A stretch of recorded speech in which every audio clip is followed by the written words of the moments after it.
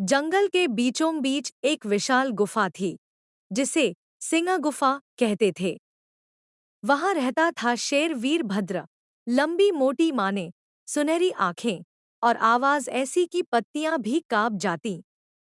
वीरभद्र पहले दयालु था, पर पिछले साल सूखे में उसका बच्चा भूख से मर गया। तब से उसका दिल पत्थर हो गया। वह रोज एक जानवर मारता, कभी हिरण, कभी भैंस, कभी खरगोश। जंगल में डर का माहौल था। कोई शिकायत नहीं करता था, क्योंकि शेर राजा था। एक छोटा सा खरगोश रहता था, नाम था बन्नू। बन्नू की उम्र बस 6 महीने, किंतु उसकी आंखें चमकदार और दिमाग तेज। उसकी माँ को शेर ने पिछले हफ्ते मार डाला था।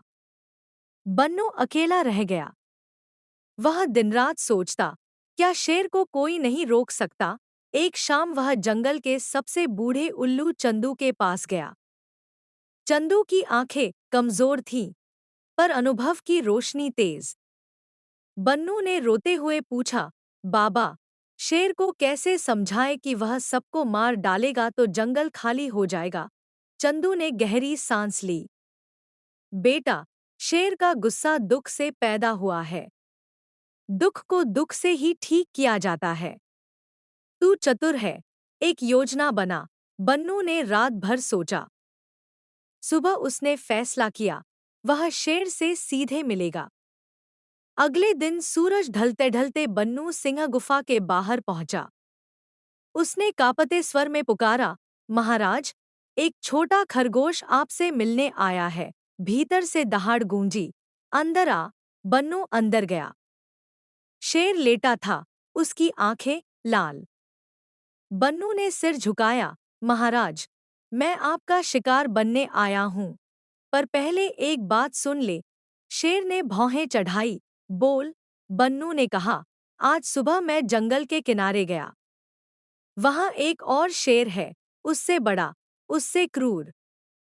उसने कहा, यह जंगल मेरा है, वीरभद्र को भगा दूंगा। मैं डरकर भागा, पर उसने कहा, खरगोश को भेजो, मैं उसे मारकर संदेश दूंगा। मैं आपके पास आया। शेर का अहंकार जागा। दूसरा शेर, मेरे जंगल में, वह गुर्राया, चल, मुझे उस तक ले चल। बन्नू आगे आगे, शेर पीछे पीछे। रास्ते में बन्नू ने जानबूझकर देर की, कभी पत्ते देखता, कभी पानी पीता। शेर बेसब्र होता गया। आखिर दोनों एक पुराने कुएं के पास पहुंचे।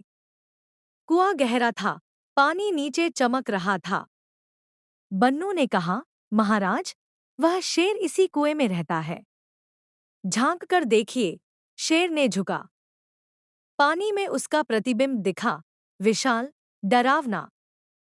शेर को लगा, सचमुच दूसरा शेर है। उसने दहाड़ा, बाहर आ। कायर, प्रतिबिंब ने भी दहाड़ा। शेर क्रोधित होकर कुएं में कूद पड़ा। पानी गहरा था। शेर तैरने की कोशिश करता रहा, पर थक गया।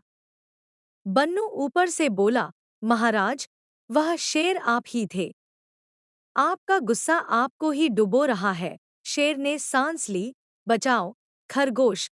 बन्नू ने रस्सी डाली, वही रस्सी जो उसने पहले से बांध रखी थी। शेर बाहर निकला, भीगा, थका, शर्मिंदा। शेर ने पूछा, तूने मुझे धोखा दिया। बन्नू ने सिर झुकाया, महाराज, धोखा नहीं, सबक दिया। आप रोज एक जानवर मारते हैं।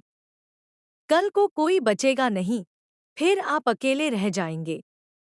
आपका बच्चा भूख से मरा, पर अब आप भूख से सबको मार रहे हैं। शेर चुप रहा। उसकी आंखों में आंसू थे। उसने कहा, तू सही कहता है। मैं अंधा हो गया था। शेर ने बन्नू को गले लगाया। आज से नियम बदलेगा। मैं केवल जरूरत भर शिकार करूंगा। बाकी जानवर सुरक्षित रहेंगे। बन्नू ने मुस्कुराते हुए कहा, महाराज, एक और नियम।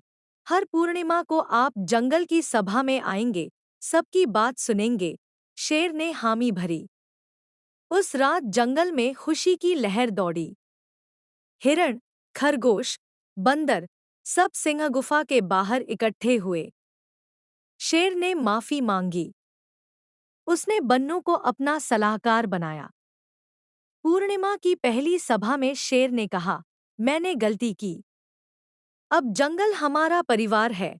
बन्नू ने सुझाव दिया, एक खेत बनाएं, जहां हिरण घास उगाए, बंदर फल, और हम सब मिलकर खाएं। योजना पास हुई। महीनों बाद जंगल हरा भरा था। शेर अब सिर्फ बीमार या बूढ़े जानवरों का शिकार करता, वह भी दया से। बन्नू उसका दाहिना हाथ बन गया। बच्चे बन्नू की कहानी सुनते, छोटा खरगोश, बड़ा सबक। शेर की माँ ने फिर से लहराने लगी, पर अब दया की लहरें थी।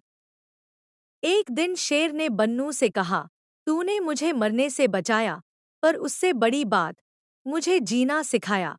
बन्नू ने जवाब दिया, महाराज, आपने मुझे साहस दिया। अब हम दोनों जंगल के रखवाले हैं। सबक क्रूरता दुख से पैदा होती है, पर समझ उसे ठीक कर सकती है। छोटा शरीर, बड़ा हौसला, और सच्चाई सबसे बड़ी ताकत।